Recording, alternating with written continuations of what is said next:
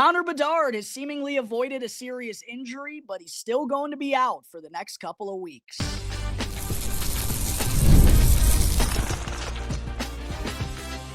You're Locked On Blackhawks, your daily podcast on the Chicago Blackhawks, part of the Locked On Podcast Network, your team every day.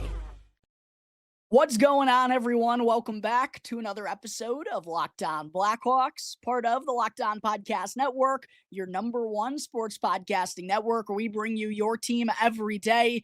I'm Jack Bushman. On today's episode, I'll get into the latest updates that we finally got from head coach Jeff Blashill on Connor Bedard's injury. Then I'll also break down how Nick Lardis looked in his NHL debut on Saturday. And for segment 3, I'll dive into the latest roster moves made by the Blackhawks ahead of their upcoming 3-game road trip. But first, do have to let you all know today's episode is sponsored by FanDuel. Go and check out FanDuel.com right now to place your live NFL bets all season long. FanDuel, the game moves fast, and so can you.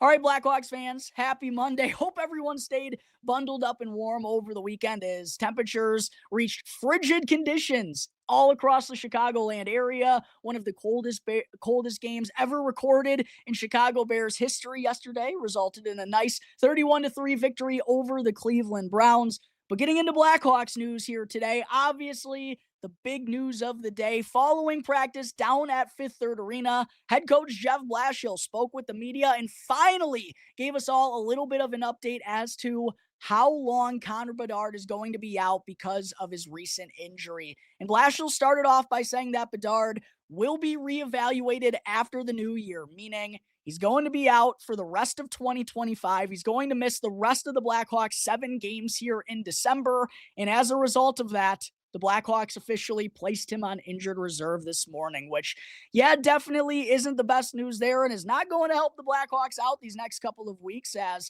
they're still right in the mix of playoff contention in the Western Conference with a 13-13-6 record. But as we kind of learned on Saturday night, offensive support is not going to be easy without Connor Bedard in the lineup. He's accounted in on nearly 50% of the team's goals so far this season. I believe the exact number is 48.8%. He's also 4th in the NHL in points, right there in the Hart Trophy race, which, Nathan MacKinnon, he has a grasp on that right now, but still, how Connor Bedard has gotten himself into the mix, being one of the biggest game changers in the entire league.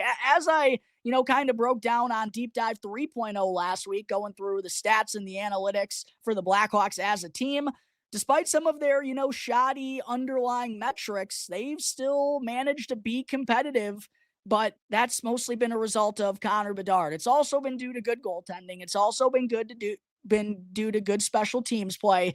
But Connor Bedard undoubtedly has been the driving factor by becoming one of the top players in the entire National Hockey League. It's been a sensational start to his 3rd NHL season, and it sucks that now that's kind of put on pause because he's going to be out for the next, 2 to 3 to 4 weeks here. As far as the Blackhawks schedule for the rest of December, did want to point this out real quick. They have 7 games left in December, starting tomorrow, which opens the road trip against the Toronto Maple Leafs. They'll be back in action on the 18th, Thursday, against the Montreal Canadiens. The road trip closes out on Saturday afternoon, 2 p.m. Central Time puck drop in Ottawa against the Senators, which, by the way, will be a perfect appetizer into that massive NFC North divisional tilt between the Bears and the Packers. Then the Blackhawks finally return home for a matchup against the Philadelphia Flyers 2 days before Christmas on the 23rd. Then they'll go back on the road on the 27th to take on the Dallas Stars. The 28th, the back end of yet another back-to-back. The Hawks have a series of those between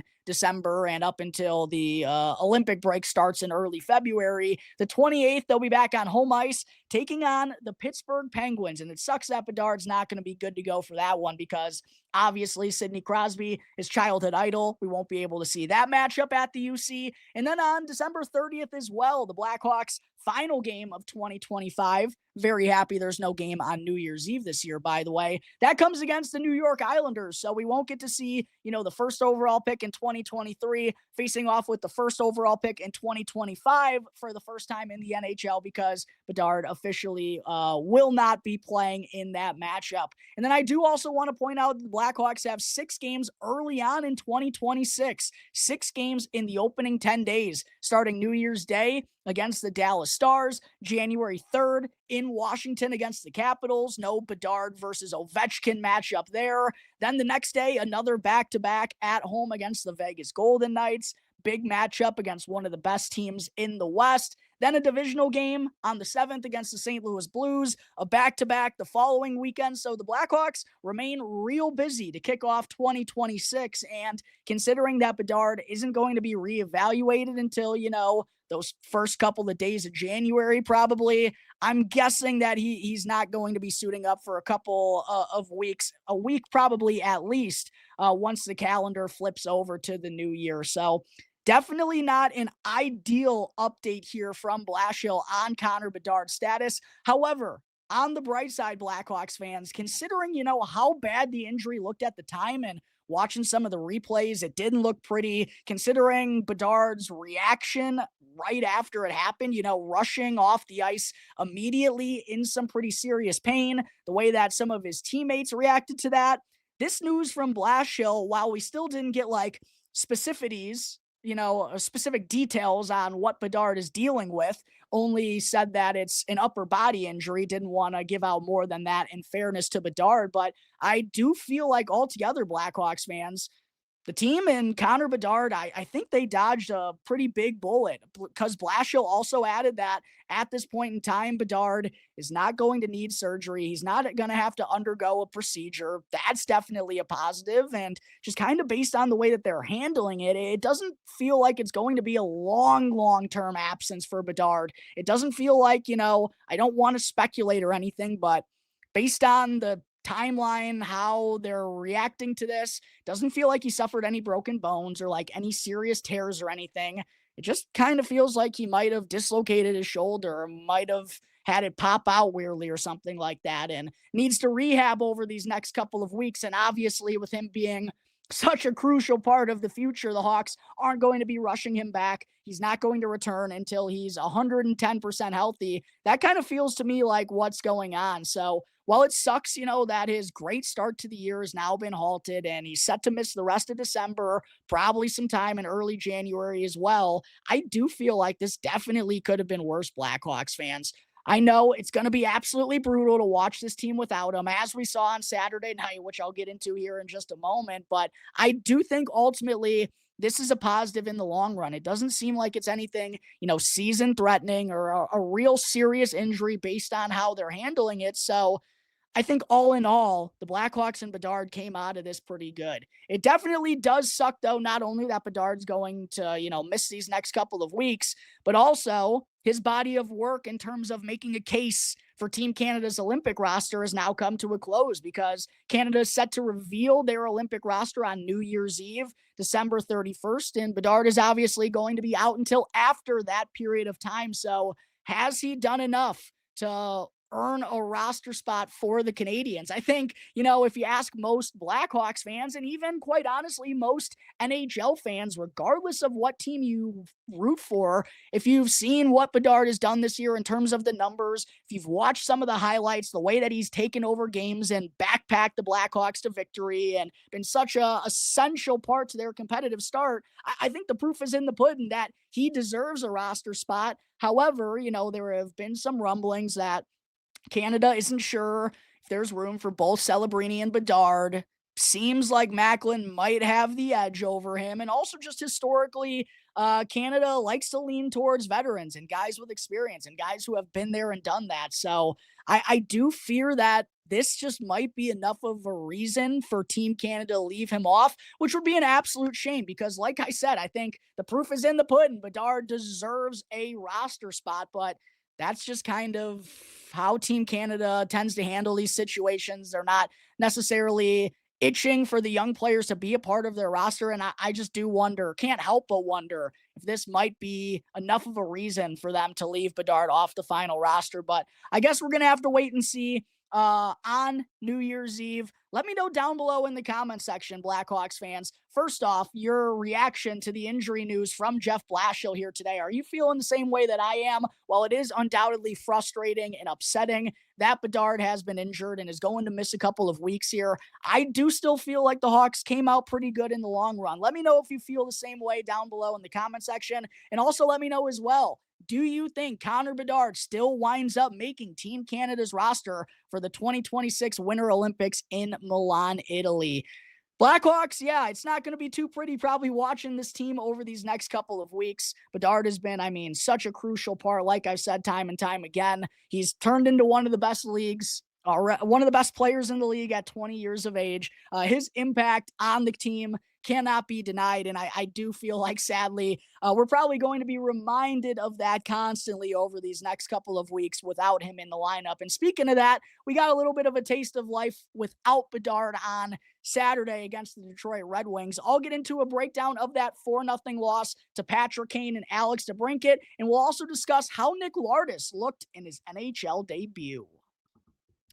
But first, I got to talk to you all about one of today's sponsors here on Locked On Blackhawks, which is Indeed. You just realized your business needed to hire someone like yesterday. How can you find amazing candidates fast? Well, it's easy. Just use Indeed. Because when it comes to hiring, Indeed is all you need. Stop struggling to get your job post seen on other sites, because Indeed Sponsored Jobs puts your post at the top of the page and helps you reach the right candidates faster. They make sure that your post is seen by the right candidates right now. So skip all of those unnecessary questions and steps, because now you can speed up your hiring process, and you'll also get a $75 sponsored job credit along with it when you use Indeed. Just go and check out Indeed.com/lockedon right now, and make sure to support our show by saying you heard about Indeed on this very podcast. Terms and conditions apply. Are you hiring? Then Indeed is all you need. Real quick, as always, before getting into segment 2, please do me a quick favor if you're tuning in here today on YouTube and enjoy what you're watching. Make sure to hit that subscribe button for me. I have a goal of 3,000 subscribers before 2025 comes to a close here in just a couple of weeks' time, and would love to make that happen, but it can't be possible without all of your help out there. And if you're tuning in through an audio platform, Apple Podcasts, Spotify, whatever it may be, please make sure to rate and review the show as well. It's all 100% free, will not cost you anything, and really does help me out in a big way in growing my platform.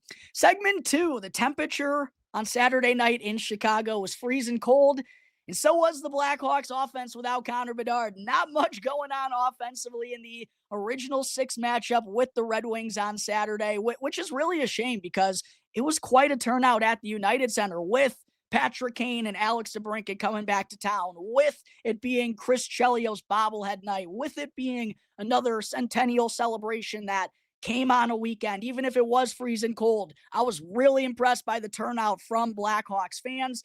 Also, the pregame ceremonies were spectacular. I obviously wasn't alive for the Madhouse days, but the fact that they brought Wayne Messmer back to do the national anthem, they had Frank Pellico on the old organ, they had kind of a ragtag makeshift like old setup from the Madhouse when Wayne Messmer was singing and Frank Pellico was playing the organ.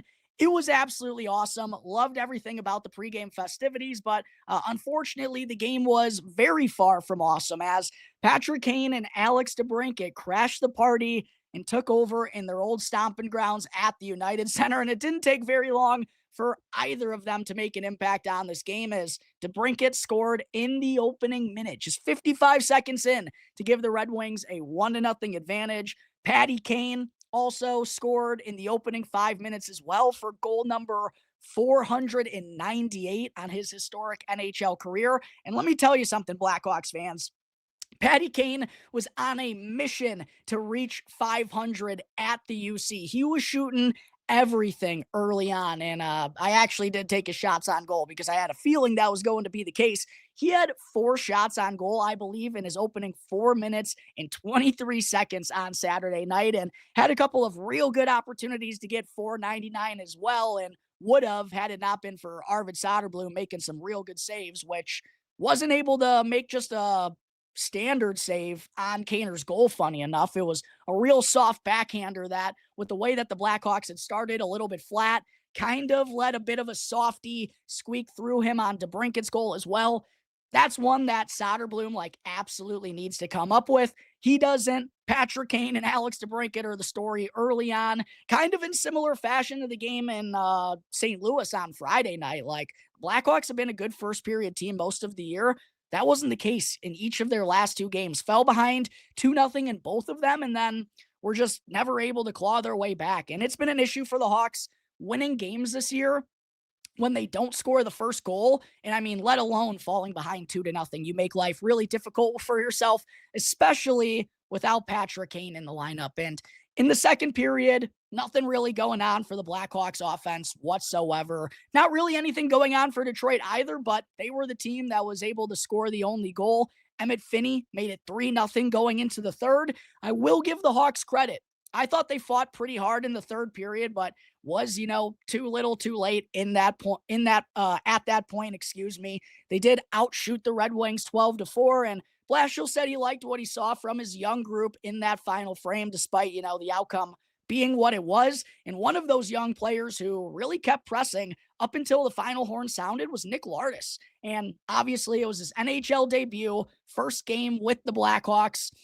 He was recalled as a result of Connor Bedard getting injured in St. Louis. The Blackhawks played him on the third line with Oliver Moore and Ryan Green down the middle, which I thought was a little bit interesting. I just assumed that Blashill probably wanted at least one veteran along with Nick Lardis. I assumed he was probably going to be skating with, maybe one youngster, but to have both of them be, an all rookie line from the three, that kind of surprised me. But I did understand Blashill's logic after the game, saying, because, all three players are around the same age and going through the same experiences. Also, Lardis had obviously played with Oliver Moore in Rockford. They did some really good things together as well at the Tom Curvers Prospect Showcase. That was kind of his mentality behind it, but I was a little bit surprised. Frankie Nazar stepped into the top line center role and played with Andre Burakovsky and Tyler Bertuzzi. But I thought the Moore, Lardis, and Green trio was the Blackhawks' best line in the opening 20 minutes. And you saw the skill immediately from Nick Lardis. I thought he made a really good play in transition, then went on to set up Oliver Moore for a quality opportunity. But in the third period is really when we got to see what Nick Lardis is all about. With the Blackhawks down by a couple of goals, needed to be, throwing a lot of things toward the net and just trying to get something going. Nick Lardis on both of the Blackhawks power play opportunities, which, by the way, he did replace Connor Bedard in his spot. He was playing at the right circle with the top unit, rifling one-timers over there, being aggressive, and altogether, I thought his shoot-first mentality was really refreshing. We don't have enough of that on this Blackhawks team, as I've been outspoken about throughout the season, but I thought Lardis, looked the part. Ended up finishing with a team-high 8 shots on goal. 2 only wound up on net, but one of them almost resulted in his first NHL tuck. He cleanly beat John Gibson, but unfortunately the puck rang off the crossbar and bounced out, leading to a Red Wings clear. But his shot, it's the truth, Blackhawks fans. He's got a lot of power on that puppy, and he's not afraid to shoot from bad angles. I think it's really clear when you watch Lardis on the ice and even just the way that he talks to the media after the ice. There's no nerves there whatsoever. He's very cool, calm, collected, very confident in himself. And I think that's displayed with the way he goes about his business out there. Shooting from tough angles, not afraid to trust in his shot that he's going to beat the goaltender one-on-one. While that, didn't happen on Saturday, he did beat Gibson cleanly once, but I think that shot is the absolute truth. And altogether, my takeaway was, yeah, Nick Lardis, he looked the part. I do wonder, at some point, I feel like that rookie line, just with the way that rookies have inconsistencies in this league, it's probably going to get broken up at some point. And just with his offensive firepower, when you don't have Connor Bedard, you're going to probably have to play him more minutes. I don't think Blashill wisely didn't do that in his debut. Lardis only played just under 16 minutes, but I do feel like at some point you got to kind of let him be a horse. That's what he's meant to be, is be a top six offensive-minded goal scorer. And, I think you got to play him with Tyler Bertuzzi, who can go and crash the net and make things happen. And while Lardis is best known for his shooting, he's a pretty darn good playmaker in his own right and plays with some good pace. And I also want to give him credit. I didn't really notice too many of these, and hits is a little bit of a wonky stat because it's up to the scorekeeper's judgment in terms of what is a hit and what isn't. And it can vary on, different arenas and different stat keepers, not scat keepers. That would be very weird. Lardis had 5 hits in this game, though. That's what he registered. I didn't really notice any of them all too much, but with the puck, without the puck, did have a couple of shaky defensive plays, but that's to be expected for the kind of player that he is and making his NHL debut. But altogether offensively, yeah, he looks like he can be a help to this Blackhawks team without Connor Bedard, and he's going to need to be. He's going to have to keep up that shoot first mentality and really be a spark for this offense without number 98. And I feel like he showed us he's somewhat capable of doing that based on his first NHL contest. Unfortunately, he wasn't able to help the Blackhawks find the back of the net in that one as they get shut out 4-0. Third time that they've been shut out in their last 11 games now, and have just 6 goals total in their past 5 contests. Not going to get any easier without Connor Bedard in the lineup, but from what I saw from Nick Lardis, I like his chances that he's going to be a pretty darn good impact player for the Chicago Blackhawks. Let me know down below in the comment section if you feel the same way. Obviously, albeit a small sample size, but I thought number 76 in red looked pretty darn good in his first little taste of NHL action. All right, there are my takeaways from Nick Lardis' debut and an otherwise pretty forgettable game from the Chicago side of things on Saturday night. If you love seeing Patrick Kane and Alex DeBrincat, regardless of what team they play for, then you had a little bit of fun. But I don't think many of the fans that filled up the United Center on Saturday felt that way, and I kind of felt bad for them because they turned out, despite the cold, they wanted a good hockey game, and unfortunately, that's not what they got. But coming up in just a moment, before I close out today's episode, still want to talk about the latest roster moves made by the Blackhawks this morning, in addition to Connor Bedard going on IR.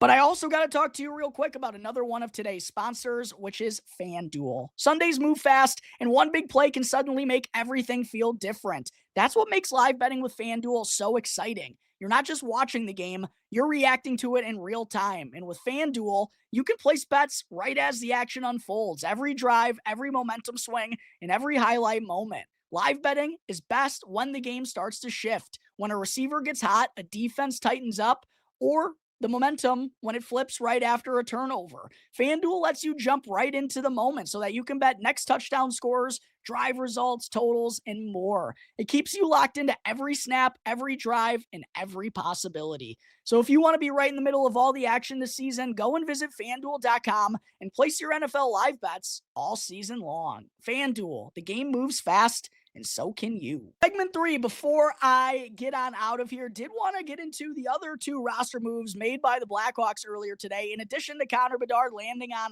IR, which was Ethan Del Mastro getting recalled from Rockford and Laurent Brossoit returning to the Blackhawks from his conditioning stint. First, getting into Ethan Del Mastro, pretty straightforward here. The Blackhawks, after sending Rinzel to Rockford 1 week ago from today, that left them with only 6 defensemen on the NHL roster. They had a couple open spots available, and with the team going on a 3-game road trip up in Canada, made sense for them to bring another defenseman, and Ethan Del Mastro was their choice.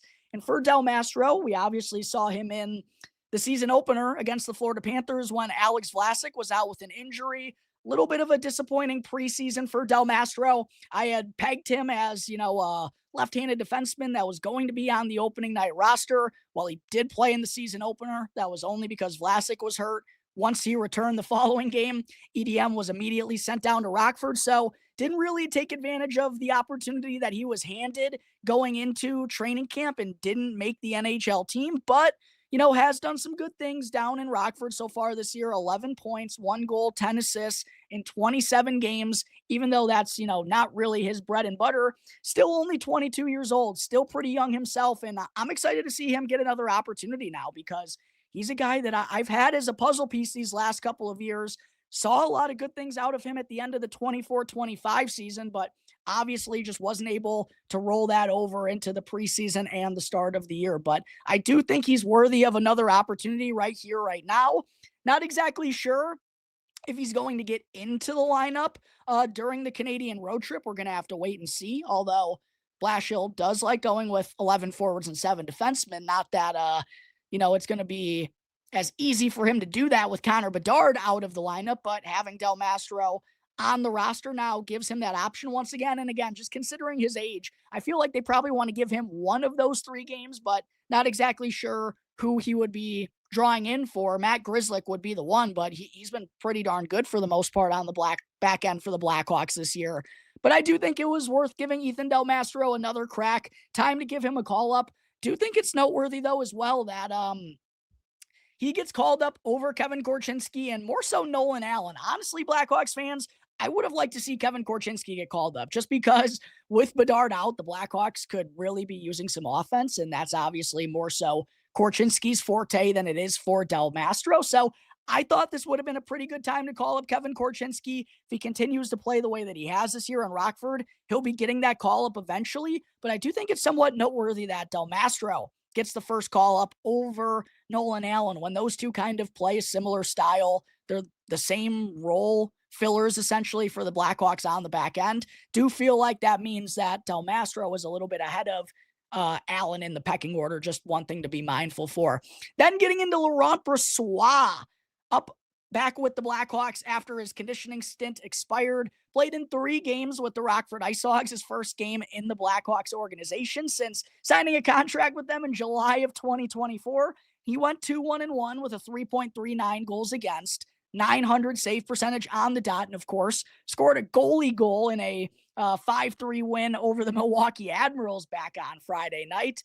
But he's not going to be playing any NHL games with the Blackhawks. They've already made that clear because just after recalling Brossoit from Rockford, the Blackhawks actually placed him on waivers, and Blashill said the plan is for him to join the IceHogs should he clear, which I think is kind of interesting. I do feel like Brossoit has a decent chance of being claimed by another team. I've talked on the show about, a few clubs around the league. Obviously, Edmonton went and acquired Stuart Skinner, but maybe they still give Brossoit an opportunity. I've talked about the Red Wings, even though Gibson just shut us out a couple of days ago. Their goaltending hasn't exactly been the strongest here this season. There are teams that could use another veteran NHL caliber netminder, and because of that, I think there is a decent chance that Brossoit gets claimed. However, from what I've heard around the league, it did seem like the Blackhawks would have been willing to trade Brossoit in exchange for future considerations, aka here you can have him, if a team was willing to take on his full $3.3 million cap hit. If they weren't, then the Blackhawks were going to need something in return from them for retaining some of that money. And obviously, because Brossoit has not been traded at this point in time, feels like no team potentially was willing to take on that full $3.3 million cap hit. And in saying that, maybe it doesn't make it as likely that Brossoit is going to get claimed tomorrow, because if you claim him,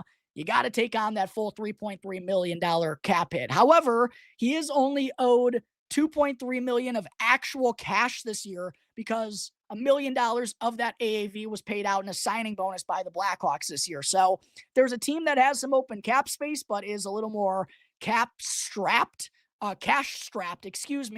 Maybe, that's something that can make them more willing to take on Brossoit's deal. But yeah, definitely something to monitor before tomorrow when it gets announced that if players have been claimed or not. We'll see.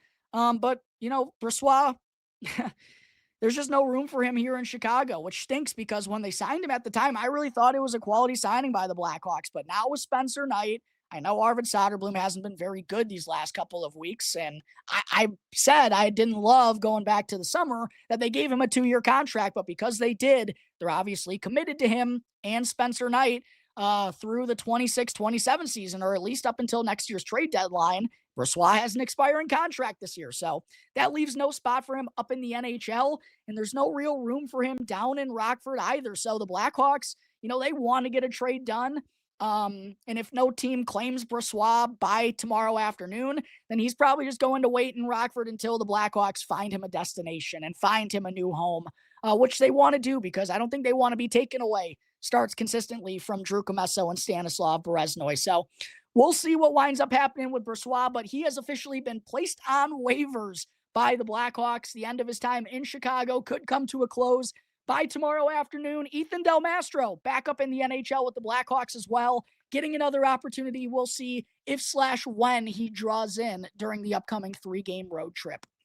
That's going to take care of today's episode of Locked On Blackhawks, everyone. As always, thank you again for joining me on the show. Be sure to check out Locked On Blackhawks for free wherever you may be listening to your podcast as well. If you're watching this on YouTube and in reverse, make sure to follow Blackhawks, Locked On Blackhawks for free.